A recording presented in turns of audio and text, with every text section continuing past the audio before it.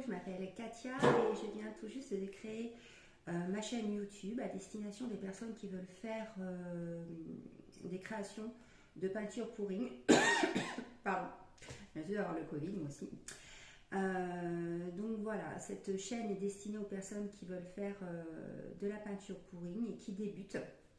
Et petit à petit, je vais vous faire des vidéos pour que vous puissiez faire des créations simples au départ et puis petit à petit donc pouvoir faire des choses un petit peu plus complexes.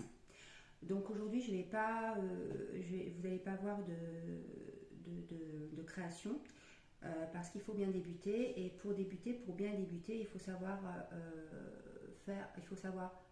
comment préparer son support, avoir le bon matériel et aussi savoir reconnaître les différentes techniques de pouring parce que quand on va sur internet on voit plein de choses et on se dit bah dis donc c'est bizarre, ils font pas les mêmes mélanges, ils font pas on entend plein de choses différentes, du Dutch pour, du bloom, des techniques de flac, du ring pour, etc. C'est pas tout ça c'est du pouring mais c'est pas les mêmes méthodes utilisées, donc j'ai essayé de vous en parler très rapidement parce qu'après vous verrez petit à petit je vais faire des œuvres qui correspondent à ça et comme ça vous verrez la différence entre chaque méthode. Donc la première chose, je disais, c'est de préparer son support. Donc quand on décide de faire du pouring, il faut savoir que c'est assez salissant, donc il faut se préparer. Surtout si vous faites ça chez vous, vous n'avez pas de pièces appropriées. Alors le mieux c'est bien sûr d'avoir sa propre pièce, mais ce n'est pas toujours le cas. Donc parfois on peut se mettre dans sa cuisine tout simplement, sur une table. Donc première chose, il faut une toile. Une toile, vous allez chercher chez Action ou ailleurs. Moi je dis Action parce que j'ai pas d'Action chez Action, mais c'est là où c'est le moins cher. Donc n'importe quelle toile, classique de préférence, parce que si vous mettez des papiers journaux, mettez-en, mais à ce moment-là, mettez-en plusieurs couches. Parce que la peinture va couler et ça risque de traverser les couches et donc de tacher votre table. Après c'est de l'acrylique, ça s'en va assez facilement, mais bon, voilà. Donc ça c'est la première chose, c'est vraiment d'en mettre assez large parce que des fois si vous soufflez, si vous faites un Dutch pour par exemple, le Dutch pour c'est quand on souffle ses cheveux. Et on croit que ça va pas aller loin et finalement ça va plus loin qu'on pense et donc on tâche. Deuxième chose, se protéger soi. Donc c'est pareil, j'ai pas d'action chez Cuisinier là, c'est un tablier Cuisinier là. Donc voilà, vous vous protégez, vous mettez des vêtements qui n'ont pas d'importance. Voilà. Si vous voulez pas vous salir les mains, c'est pas obligé, mais c'est bien d'avoir des petits gants. Donc moi j'ai acheté ça aussi, des gants en latex. Il y en a 100 là et j'ai payé ça 5 €. Donc il y en a pour un moment chez Action. Voilà, ça c'est pour se protéger. Et puis, grosso modo, c'est tout pour se protéger. Ensuite, je regarde parce que moi aussi je me suis fait un petit tuto. Ah oui, et il faut sortir tout ce qui va vous aider à travailler parce que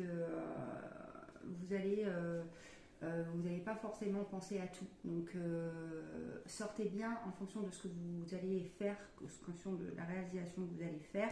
Pensez à sortir tout ce qui va vous servir parce que si au dernier moment vous avez oublié quelque chose, vous allez paniquer et vous allez faire des bêtises sur votre œuvre. Donc si vous faites un Dutch pour, pensez à sortir le sèche-cheveux. Quelle que soit la réalisation que vous allez faire, vous allez souvent utiliser le chalumeau. Donc pensez à sortir votre chalumeau pour faire ressortir les cellules. Voilà, si tout dépend de ce que vous faites, sortez ce genre de petites choses pour étaler. Pensez à vos gobelets. Vous allez avoir besoin de gobelets pour vos mélanges de peinture, des petits pour les peintures, pour les différentes couleurs que vous allez utiliser, et puis les gros pour verser en fonction de la réalisation que vous allez faire. C'est pas une obligation, mais si par exemple vous faites un flip cup, je vous expliquerai tout à l'heure ce que c'est. Un flip cup, c'est qu'on renverse tout dans un autre, dans un verre plus grand. Donc vous allez avoir besoin du verre plus grand et des plus petits. Voilà. Voilà à peu près tout ce que vous allez avoir à utiliser. Et puis, bien évidemment, le matériel pour débuter. qu'est-ce qu'il faut comme matériel pour débuter. Alors, ça, c'est très important. Il ne faut pas grand-chose, mais il faut quand même quelques petites choses. Donc, je vais tourner ma vidéo. Alors, pour débuter, il va vous falloir, très important, des peintures, évidemment. Ça, c'est la première chose. Donc, il y a plein de genres de peintures. Hein. Vous allez en acheter un petit peu partout. Vous voyez, moi, j'ai plusieurs couleurs. Les peintures, alors, il faut savoir que quand vous débutez, essayez de prendre les peintures les moins chères. Parce que vous allez forcément peut-être vous tromper. Faire des petites erreurs, pas avoir le résultat escompté, donc autant pas prendre des peintures trop chères. Alors là encore une fois, chez Action, vous avez des peintures de cette marque-là qui sont très bien pour débuter et qui coûtent les 250, je ne sais pas où c'est marqué, ici là, 250 millilitres.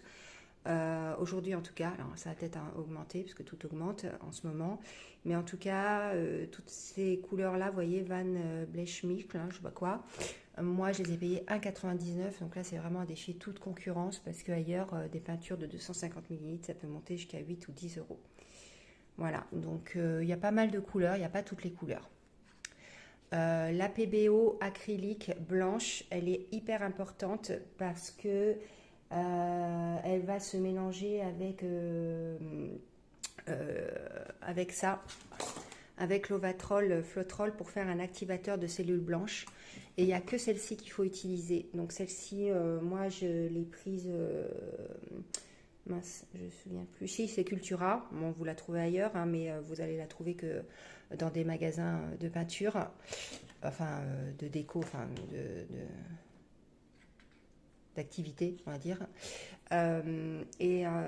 Celle-là, elle coûte plus cher, hein, elle est dans les 8 euros, je crois. Donc, voilà, des peintures, bon, j'en ai trouvé d'autres. Hein, vous voyez, celle-ci, voilà, 4,70, je ne l'ai pas payé cher, 500 millilitres. Elle est très bien aussi. Normalement, elle coûte beaucoup plus cher que ça, mais moi, je fouille, hein, je vais un peu partout. Celle-là, j'ai pris à Big Bazar. Alors, Big Bazar, je ne sais pas si vous en avez par chez vous. Moi, j'habite près de Cholet pour la petite histoire. Donc ça, c'est les peintures. Mais les peintures en acrylique pouring, ça ne s'utilise pas seul. Ça se mélange à un médium. Et le médium, il faut le mélanger aussi à de l'eau. Donc, le médium, il y en a tout un tas de sortes. Ce qu'on appelle médium, c'est une consistance qu'on mélange à de la peinture. Donc il y en a plusieurs. Voilà, tout ça c'est des médiums, vous voyez. Alors il y a de la colle blanche toute simple, surtout pas de la colle transparente parce qu'on me pose souvent la question. La colle transparente, faut pas la prendre, ça marche pas. Donc c'est de la blanche. La Cléopâtre, 1 litre, vous allez l'acheter chez Cultura. C'est là que je la trouve la moins chère. Ça coûte 4,99 €, quelque chose comme ça. Donc c'est super, ça marche très bien. Moi, je l'utilise pratiquement pour tous mes mélanges, c'est ce qu'il y a de moins cher. Les Icryl aussi, ça se trouve à Leroy Merlin. Les Icryl, ça coûte dans les 5 €, c'est pas cher non plus. Et ça c'est bien aussi, ça fait des belles cellules. Et alors ce qu'il y a de plus cher, mais ce qui est top, c'est quand même le mieux, c'est ça, c'est le Flotrol Ovatrol. Ça se trouve à Leroy Merlin ou sur internet, mais ça coûte très cher, ça coûte entre 17 et 18 €, il n'y en a qu'un litre. Donc je l'utilise, mais je l'utilise pas tout le temps. Je l'utilise quand je veux en fait faire des cellules, quand je veux faire beaucoup de cellules et que derrière je veux résiner mon tableau. Et donc je ne veux pas utiliser de silicone parce qu'il faut savoir que quand vous utilisez du silicone, vous ne pouvez pas résiner derrière. Voilà. Je vous expliquerai ça dans un autre tuto, ça fonctionne pas. Puis vous avez aussi ce médium, voilà, qui se trouve chez Action. Celui-là, il ne faut pas rajouter d'eau. Il n'est pas terrible. Moi, je l'aime pas. Voilà. Donc, le médium s'utilise avec de l'eau. Là, pour faire un médium, moi, pour faire mon médium, vous voyez, je marque toujours là-dessus. Je fais 3 parts de médium pour une part. Non, qu'est-ce que je raconte? Alors, si je raconte des bêtises, c'est même pas ça. Ça, c'est mon médium. Voilà. Le médium, c'est 70% de colle et 30% d'eau. Voilà, je le prépare toujours à l'avance. Donc là, j'ai du médium. Et pour faire mes fonds de peinture, eh bien, je rajoute de la peinture à mon médium. Là, vous voyez, j'ai préparé un fond, j'en ai beaucoup, parce qu'il en faut beaucoup. Donc là, j'ai mis 3 parts de ce médium pour une part de blanc.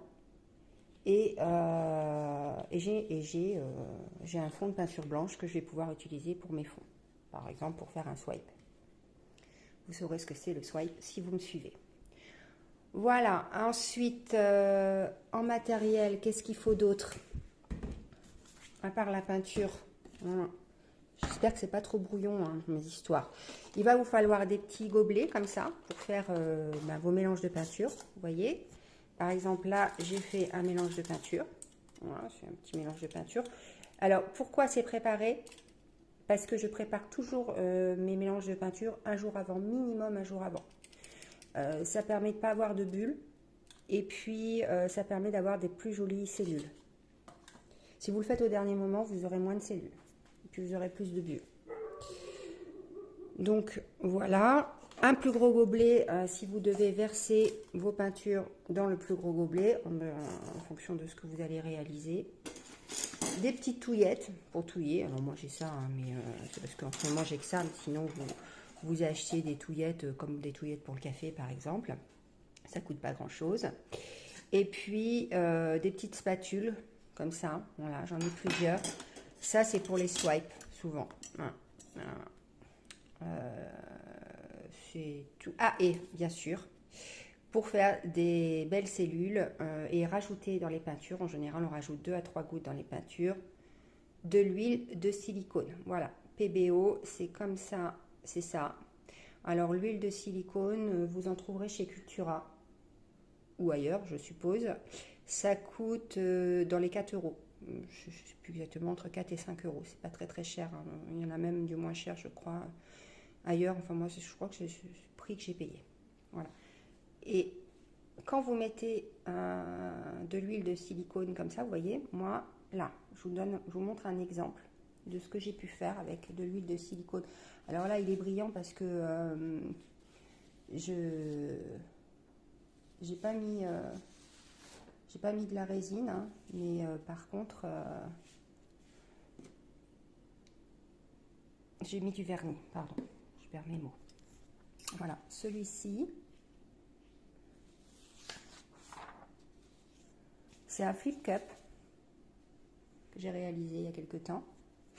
Donc c'est quoi un flip cup? C'est, on met plusieurs couleurs dans des petits pots comme ça. On les verse dans un gros pot comme ça. On fait ça. On attend une bonne minute. On renverse. Ça nous fait... la peinture va s'étaler un petit peu partout. Ensuite, on dit qu'on fait couler comme ça la peinture. Donc on laisse tout déborder, etc. Et ça fait un flip. Ça, c'est ça un flip cup. Et après, on chauffe au chalumeau et ça fait ressortir toutes les cellules. Bien sûr, dans les peintures, il va falloir mettre dans chaque peinture 2 à 3 gouttes de silicone. Voilà. Ah oui, ce que je ne vous ai pas dit en matériel aussi, ce qu'il faut, c'est vos toiles, évidemment. Alors là, j'ai pas de toile vierge. Mais les toiles, c'est pareil. Vous pouvez... alors ça, c'est des toiles 3D. Vous voyez, c'est-à-dire qu'elles sont larges. Et puis, des toiles... vous avez des toiles aussi normales, hein, qui sont comme ça. Donc, qui ne sont pas du tout 3D. C'est les moins chers. Mais pour commencer, c'est très bien. Ce qu'il faut, c'est que quand vous travaillez, vous mettez des petites punaises derrière chaque angle, là, là,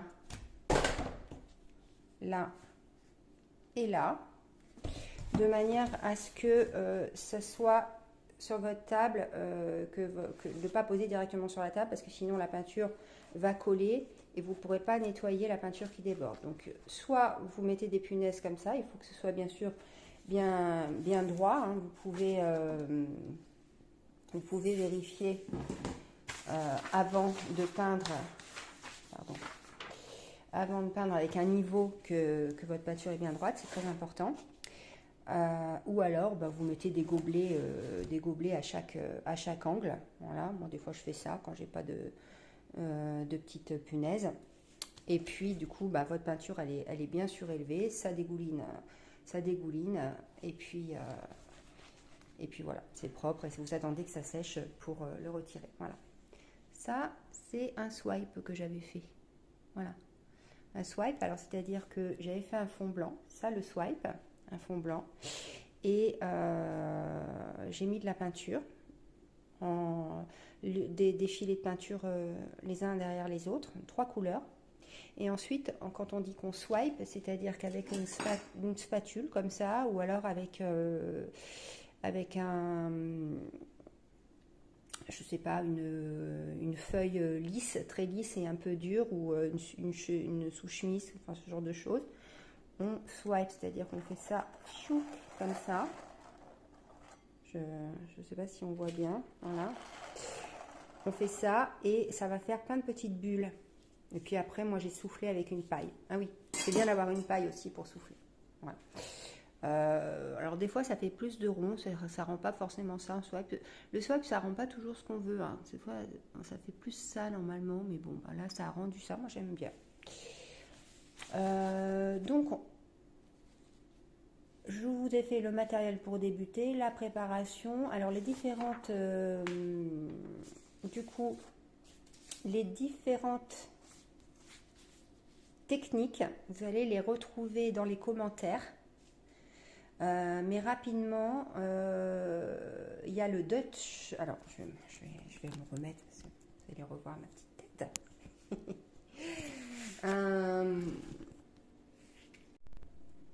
Alors, les différentes techniques, vous allez les retrouver dans les commentaires. Mais surtout, on va en faire ensemble. Enfin, je vais faire 2 vidéos par semaine avec ces différentes techniques que vous pourrez retrouver sur ma chaîne YouTube. Donc n'hésitez pas à liker ma chaîne et à vous abonner. Donc il y a la technique Dutch pour, donc un fond avec un fond assez liquide et là on souffle au sèche-cheveux pour résumer. Il y a la technique du bloom où là on va mettre un coussin. On va pouvoir mettre n'importe quelle peinture de coussin, par exemple de la peinture murale.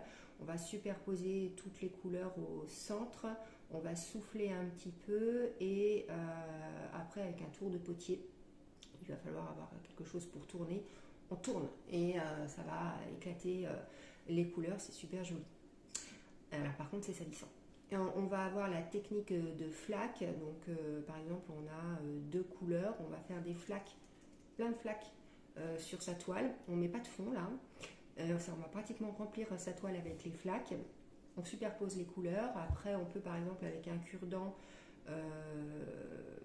comment vous dire, avec un cure-dent faire des dessins sur ces flaques pour que ça fasse plus joli. Et puis après on étale, on renverse comme ça et on étale. Mais de toute façon il faut le voir, hein. Il faut le voir faire, c'est quand même beaucoup plus clair. Mais c'est pour vous dire que c'est encore une autre technique. On a le ring pour, qui est encore une autre technique. Donc là, on est avec un gobelet. Donc c'est mieux avec un bec verseur. Donc si on n'a pas de bec verseur, on coupe un petit peu le gobelet. Hein. On prend un gobelet comme ça, on coupe, hop, on fait un bec verseur. On superpose, donc on a déjà fait plusieurs couleurs dans plusieurs petits gobelets, évidemment. On superpose les couleurs. Dans le grand gobelet et puis on va verser lentement sur la toile la peinture et puis après on va faire glisser et vous allez voir ça va faire quelque chose de super joli aussi. Ça c'est le ring pour. Ensuite on a le flip cup. Donc là le flip cup c'est aussi dans des gobelets. Enfin là on a préparé plein de couleurs dans des petits gobelets. On va mettre ces couleurs dans un grand gobelet, encore la même chose, mais là on ne va pas renverser le gobelet. On va prendre, c'est ce que je vous ai montré tout à l'heure, on va prendre comme ça, alors ça dépend de la taille, hein, si c'est un petit, on va pouvoir renverser comme ça sans faire de bêtises. Sinon si c'est un gros, on va faire comme ça, hop, on renverse et voilà. Et là Là, on bouge plus. Pardon, là, vous ne voyez pas. Voilà. Là, on ne bouge plus. On attend au moins 1 à 2 minutes le temps que la peinture s'écoule. Alors, si on n'est pas bien placé, on peut la déplacer comme ça. De toute façon, je ferai une vidéo là aussi, vous verrez. On renverse et là, vous allez avoir la peinture qui va s'écouler. Il ne faut pas s'inquiéter parce que là, à ce moment-là, il n'y aura pas de cellules, il n'y aura rien du tout. La peinture, elle sera un petit peu uniforme. Alors que vous aurez mis plein de couleurs, vous trouverez ça un petit peu bizarre. Il ne faut pas s'affoler. Et il faudra faire glisser pour mettre de la peinture partout. Donc une fois que la peinture aura rempli la toile, et là je vous expliquerai dans un autre tuto, parce que c'est pas possible, ça va être beaucoup trop long, les quantités qu'il faut pour une toile en fonction de la toile. Voilà, une fois que ça c'est fait, on chauffe au chalumeau, et là vous allez voir, normalement, ça fait ressortir plein de cellules, c'est super beau. Encore une fois, je vous l'ai dit, hop, ça rend ça, ok? Enfin, ça rend ça, avec ces couleurs-là, mais ça peut rendre autre chose. Flip Cup, Open Cup. Alors, Open Cup, c'est encore autre chose. Alors, Open, c'est pour ça que ça s'appelle comme ça. Ça veut dire qu'on prend une tasse comme ça, et on la coupe. On coupe le fond. Open, on l'ouvre. Donc, voilà. Donc, on a une tasse ouverte. Et on met un fond. On met un fond encore de peinture sur la toile. Pas obligé de remplir complètement, mais on veut un fond pour que ça glisse. Et du coup, après, on a plein de petites couleurs, pareil, qu'on a préparées dans nos petits gobelets. Et on va remplir comme ça. Et du coup, comme il y a de la peinture en dessous, et ben, ça va glisser. Et que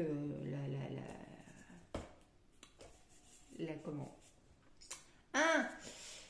la tasse est ouverte, voilà, donc du coup ça va glisser, là, ça va glisser, et là ça va faire plein de petites, de jolies cellules qui vont s'ouvrir et tout, ça va être super beau, le Open Cup, la peinture va s'écouler sur les bords et ça va faire des super effets. Voilà, ça c'est l'Open Cup. Puis il y a le swipe. Il y a le swipe. Alors le swipe, c'est pareil, on renverse des couleurs sur... donc on met un fond, là aussi encore. Et on renverse des couleurs sur une ligne, par exemple. C'est pas obligé d'être une ligne, ça peut être autre chose. Mais bon, là je vous donne un exemple. Et avec une feuille ou autre chose, il y a plein de façons de faire les swipes. Hein. On peut même le faire alors avec une feuille assez dure, mais on peut le faire aussi avec du papier sopalin pour faire des effets différents. Donc le swipe, il faut vraiment que je vous montre, quoi. Mais c'est encore une autre technique. Voilà. Donc j'espère que cette vidéo vous aura un petit peu donné envie de faire des choses. Et bon, évidemment, ça va peut-être pas vous aider énormément, mais en tout cas, ça va, je pense, vous aider à acheter le bon matériel, faire la bonne préparation et voilà, vous dire que le pouring, il y a beaucoup de méthodes. Donc maintenant, si vous voulez petit à petit voir les méthodes, comment les faire, eh bien vous abonnez à ma chaîne et vous venez me revoir. Je vais faire une vidéo 2 fois par semaine, je pense le lundi et le mercredi. Voilà, bye bye.